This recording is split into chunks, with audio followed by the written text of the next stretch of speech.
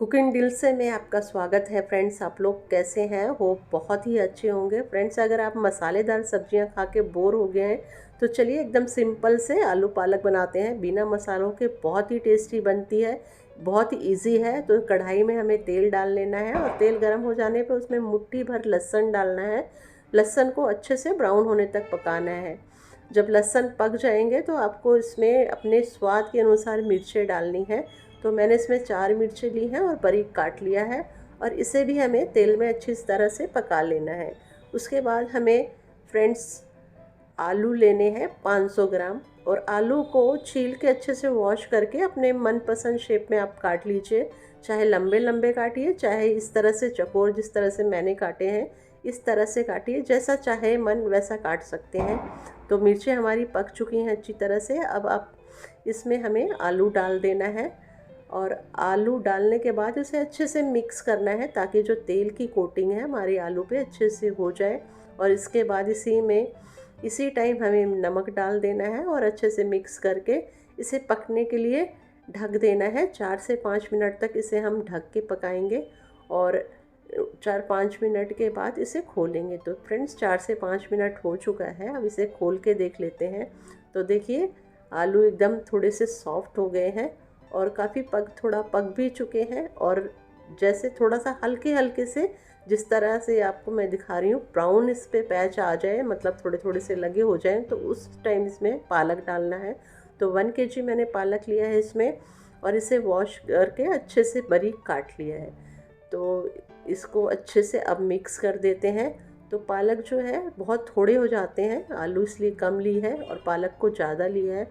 साफ़ करने के बाद पालक जितनी बची है इसमें हम सारी डाल चुके हैं और पालक पानी बहुत छोड़ता है, तो इसे हम 4-5 मिनट के लिए इसे पकाएंगे अच्छी तरह से ताकि हमारे जो है अच्छे से पक जाए। तो 5 से 6 मिनट हो चुके हैं फ्रेंड्स। देखिए पालक एकदम सॉफ्ट हो चुका है और पानी एकदम छोड़ दिया है। तो आलू हमारी तकरीबन पक चुकी है। अब हमें इसे ढक के नहीं पकाना है, चेक कर लेते हैं। तो आलू देखिए बिल्कुल अच्छे से पक गई है। अब इसे हम ढक के नहीं पकाएंगे और इस तरह से थोड़ा थोड़ा आलू को साइड कर देंगे और बीच में जो पानी आ रहा है उसे अच्छे से सूख जाने देंगे। इसमें 2-3 मिनट लगेगा और जो पानी है अच्छे से सूख जाएगा। तो देखिए बिल्कुल थोड़ा ही बचा है, तो इसमें ये भी थोड़े से ही 2-3 मिनट में अच्छे से पक जाएगा। पर हमें फ्लेम बहुत ज़्यादा तेज नहीं करना है, बस फ्लेम इतना करना है कि बीच में सेंटर में लो आए और पानी अच्छे से सूख जाए।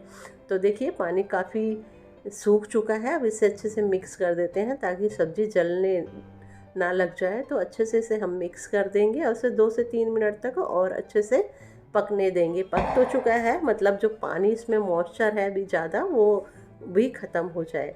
तो फ्रेंड्स जो सब्ज़ी है हमारी बिल्कुल अच्छे से पक के तैयार है और आप इसे रोटी से खा सकते हैं, चावल से खा सकते हैं। बहुत ही टेस्टी लगती है बिना मसाले की ये सब्ज़ी।